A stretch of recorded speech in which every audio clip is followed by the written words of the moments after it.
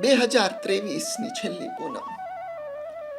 શું તમે ચંદ્રની પ્રકાશ અને એની ઉર્જા સાથે પૂનમના દિવસે કોઈ દિવસ જોડાયા છો? શું તમને ખબર છે, પૂનમના દિવસે આ પૃથ્વી પર જે કોઈ જીવ, જેનામાં જે કોઈ પાણીનો પ્રકાર છે, તેનું આકર્ષણ ચંદ્ર તરફ થાય, ગુરુત્વાકર્ષણ વધે અને પાણી પોતાની તાકાત સાબિત કરે.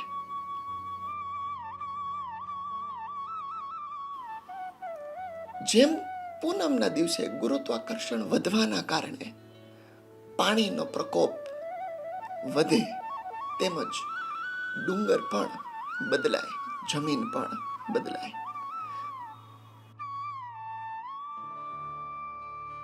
પૂનમના દિવસે જો પૂરેપૂરા ધ્યાનથી અને ઉર્જાઓના સંપર્કમાં આવ્યા બાદ જો ડુંગર ચડવામાં આવે અને એ જ ડુંગર જો ઉતરવામાં આવે, તો એક અલગ અનુભવ થઈ શકે, જે જીવન પણ બદલી શકે.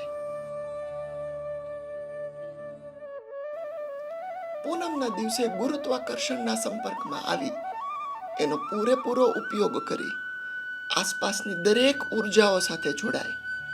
તમે તમારી સામે પડેલું, તેમ છતાં તમારી અંદર પડેલું પાણીનો પ્રકાર પણ બદલી શકો.